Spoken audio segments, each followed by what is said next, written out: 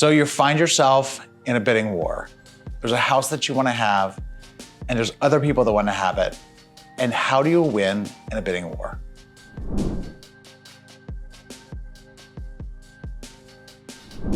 A couple things to think about. One, make sure that you have all your finances tight. And when I say tight, you want to be able to get it without financing contingency if possible, but you want to make sure that you have strong proof of funds so that you can prove to the seller that I can buy this house, I'm going to perform, and I want you to sign my contract and I won't let you down. So make sure that you have liquid proof of performance. Show bank statements, have the letters, have a private lender, have them call your banker to make sure that you're strong financially.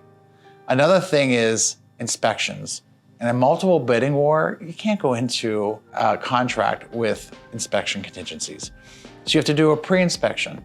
Sometimes people do them a full pre-inspection for 3 hours. Sometimes they do a walk and talk. Sometimes they'll just make an appointment and go see it with a contractor. Or in this market, sometimes people just buy homes and they don't even have a pre-inspection because they know that they're gonna change it or modify it.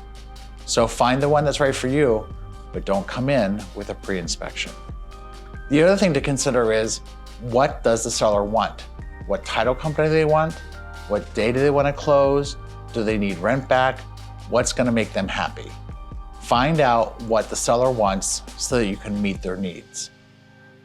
One thing that people think that we should be doing, and we used to do it all the time, but we no longer do that, is writing a letter to the sellers. That's a forbidden practice now because it gets into fair housing. So when you get into it and you ask your realtor, should we write a letter? The answer simply is no. The other thing that you want to consider is, don't put anything weird in your contract. Don't put anything special, or don't talk about anything with a home sale contingency, or that you want to change something out with the lighting. Just keep it simple and clean.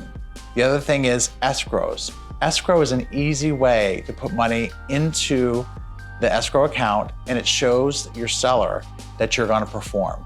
Putting $5,000, $10,000, $30,000 in today's market isn't going to get you anywhere. You need a hefty earnest money deposit or escrow, and it needs to be into the title company so that they show that you have skin in the game and you're going to perform. Don't come in with a small escrow. And keep in mind, there's two things really they look at to sum it all up. Number one, how much money are you willing to pay? So you want to come in with a strong offer, and you want to have an escalation and decide how high you're willing to pay. People always ask me, how do I know how high to make the escalation? Talk to your agent, look at the comps. But in the end of the day, comps don't mean anything because people buy an emotion. So use that for guidance, but on your escalation, decide, at this number, I'm willing to lose the house. If it goes above this, I'm okay losing it, and I'm fine. Because there are no do-overs in a multiple bidding situation. You get one chance. The other thing, other than the money, are contingencies. We use the term clean. You want to make your contract as clean as possible. Nobody wants an out. Nobody wants to give you their house and then you don't perform. So give them as much money as possible, make it as clean as possible, and that's how you win. You're not going to win every time, but that is a strategy on getting the house that you want.